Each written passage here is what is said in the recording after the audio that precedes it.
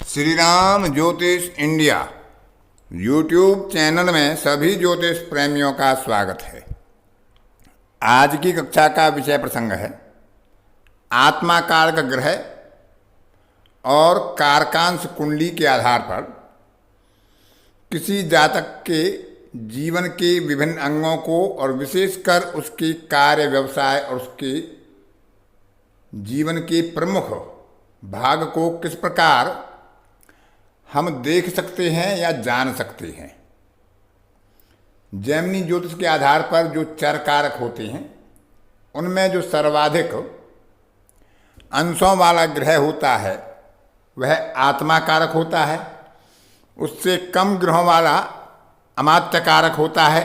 इसी प्रकार उतरते हुए क्रम में भ्रातृकारक, मातृकारक, पुत्रकारक, ज्ञाति कारक और सबसे कम अंशों वाले ग्रह को दारा कारक कहते हैं। तो आज की कक्षा में हम अमात्य कारक ग्रह के ऊपर विचार करेंगे, क्योंकि अमात्य कारक ग्रह निज को प्रकट करता है। जैसे लग्न और लग्नेश व्यक्ति के निज को प्रकट करते हैं, इसी प्रकार आत्मा कारक भी निज का कारक है। आत्मा का कारक यानी हमारा स्वयं का कारक, उसका नवांश राशि जो होती है उसे हम कारकांश लग्न बना देते हैं और ग्रहों को यथावत जो जन्म कुंडली में रखे होते हैं राशियों में वहीं पर विराजमान कर देते हैं और इस प्रकार से कारकांश कुंडली का निर्माण हो जाता है। जैसे किसी का शनि सिंह राशि में है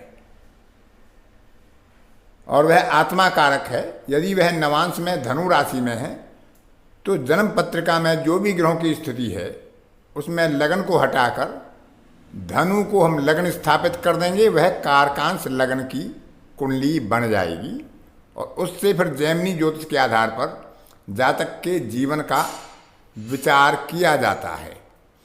तो इसमें पहले हम ये देखते हैं कि जो ग्रह आत्मा कारक होते हैं या आत्मा कारक को अपनी दृष्टि के द्वारा प्रभावित करते हैं या आत्मा कारक उनकी राशि में या उनके नवांश में या उनके नक्षत्र में बैठा होता है तो उसके प्रभाव को लेकर वह अपना कार्य करता है।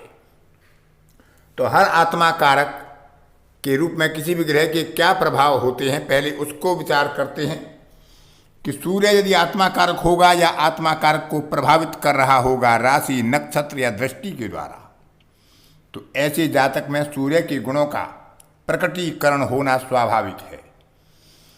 सूर्य का जहाँ संबंध होगा आत्मा कारक से, आत्मा कारक सूर्य स्वयं हो या सूर्य के नवांश में हो, सूर्य की राशि में हो या सूर्य के नक्षत्र में हो, तो ऐसा जातक स्वयं को समाज के सम्मुख प्रकट करने में अपनी रुचि रखता है। उसकी प्रवृत्ति आधिकारिक होती है, न्यायप्रिय होता है, दूसरों का ध्यान अपनी तरफ आकर्षित करने वाला होता है, उदार प्रवृत्ति, रचनात्मक कार्यों में उसकी रुचि रहती है, कुछ कर गुजरने का शौकीन होता है, दूसरों से कुछ अलग दिखने वाला, उदार परंतु अनुशासन में कठोर होता है, हठी प्रवृत्ति, राजसी गुणों से युक्त और सर्वदा अग्रणी रहने वाला, जोश और जुनून से भरपूर होता है। यदि किसी जातक का आत्मा कारक चंद्रमा हो या चंद्रमा आत्मा कारक ग्रह को प्रभावित कर रहा हो तो ऐसे जातक में दूसरों का पालन पोषण करने की प्रकृति आ जाती है, क्योंकि चंद्रमा स्वयं माता का रूप है। वह भावना प्रधान व्यक्तित्व होता है, समझदारी से दूसरों की भावनात्मक सहायता करने वाला, उनको सलाह ना देकर, उनको धमका कर नहीं बल्कि भावनात्मक रूप से उनको सही रास्ते पर लाने वाला, पशु पक्षी जीव जंतु वनस्पति के प्रति उसके मन में स्वाभाविक प्रेम होता है, असहाय वृद्ध और रोगी पुरुषों के प्रति व्यक्तियों के प्रति सेवा भाव की भावना होती है, लेकिन उसके अपने जीवन में उतार चढ़ाव रहता है। जैसे कि चंद्रमा की कलाएं घटती और बढ़ती रहती हैं, कभी वह वृद्धि को प्राप्त होता है, कभी हीनता को प्राप्त होता है, स्वभाव में चंचलता होती है और भोगी प्रवृत्ति होती है। यदि मंगल किसी जातक का आत्मा कारक हो या आत्मा कारक को प्रभावित करता हो दृष्टि, युति, राशि या नक्षत्र द्वारा, तो ऐसा जातक मंगल के गुणों वाला होता है। साहसी, पराक्रमी, जोशीला, विवाद प्रिय, विवाद में आगे बढ़कर हिस्सा लेने वाला, न्याय के लिए संघर्ष करने वाला, बलवान मस्तिष्क शक्ति, दृढ़ इच्छा शक्ति, क्रोधी स्वभाव और आगे बढ़कर किसी भी चुनौती को स्वीकार करने को तत्पर रहने वाला ऐसा जातक होता है। बुध यदि आत्माकारक हो या आत्माकारक को प्रभावित करता हो, तो बुध क्योंकि बौद्धिक क्षमता का ग्रह है, तो ऐसा जातक बौद्धिक क्षमता से भरपूर होता है, ज्ञान पिपासु होता है, सीखने की प्रवृत्ति रहती है, लेखन, पाठन और वादन में उसकी रुचि होती है, अच्छा भाषण देने में उसकी क्षमता होती है, नवीन भाषाएं सीखने में रुचि होती है, गणित का कौशल अच्छा होता है, विश्लेषणात्मक शक्ति अच्छी होती है और लगातार अपने अंतिम श्वास तक वह कुछ ना कुछ सीखने को तत्पर रहता है। ऐसा बुध का प्रभाव होता है यदि किसी जातक का बुध आत्माकारक हो या नक्षत्र, राशि, युति या दृष्टि द्वारा उसको प्रभावित कर रहा हो। गुरु यदि आत्माकारक हो या आत्माकारक को प्रभावित करता हो किसी जातक का, तो उसमें गुरु की गरिमा आ जाती है, गुरु के गुण आ जाते हैं, आध्यात्मिक बुद्धि होती है, धार्मिकता में रुचि होती है।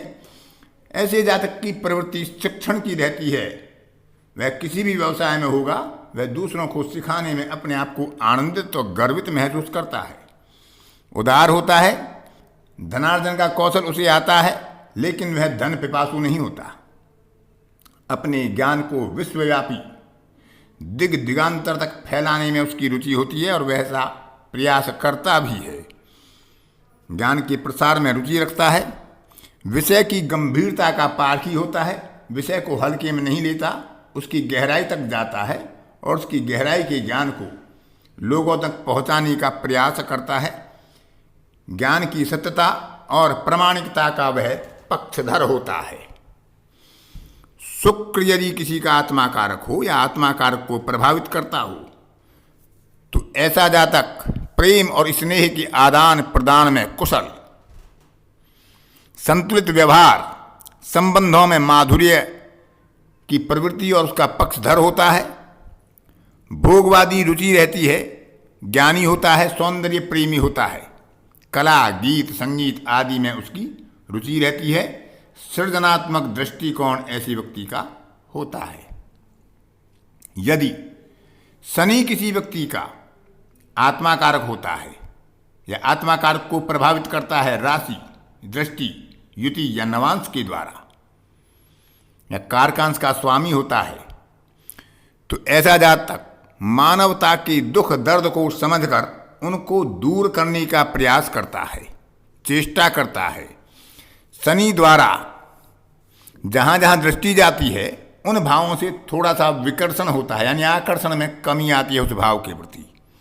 लेकिन ऐसा जातक परिश्रमशील, परिश्रम के लिए दिन रात एक करने वाला, सेवाशील, दृढ़ निश्चयी, जरूरतमंदों के प्रति कुछ अधिक संवेदनशील, लेकिन अनुशासन में कठोर और दंड प्रियता से युक्त, और यदि कोई उसके विरुद्ध जाता है तो उससे बदला लेने के लिए भी वह प्रवृत्त होता है, चाहे शीघ्र अथवा देर सवेर, लेकिन वह अपना प्रत्युत्तर देने में तत्पर रहता है।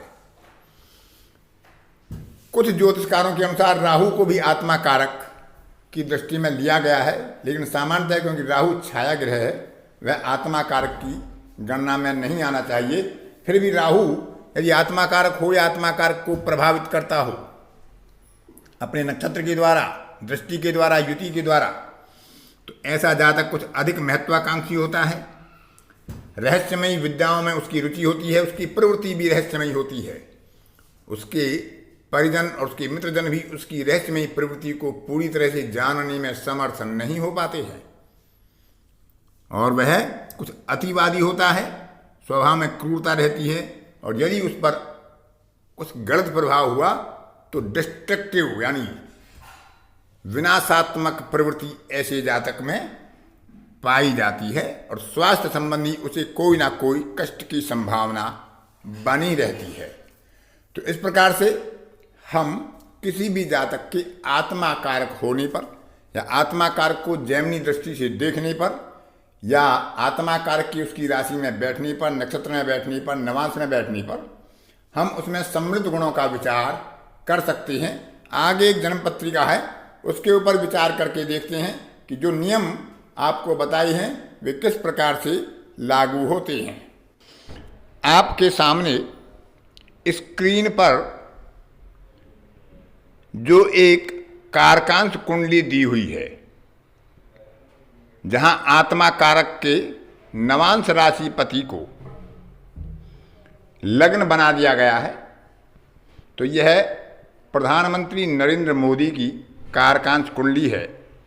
उनकी लग्न पर मतभेद हो सकता है कि तुला लग्न है या वृश्चिक लग्न है, लेकिन कारकांश लग्न पर कोई मतभेद की संभावना ही नहीं है, क्योंकि इनका शनि अंशों में सबसे अधिक है, 29 अंश पर, तो उसे आत्मा कारक का पद प्राप्त होता है।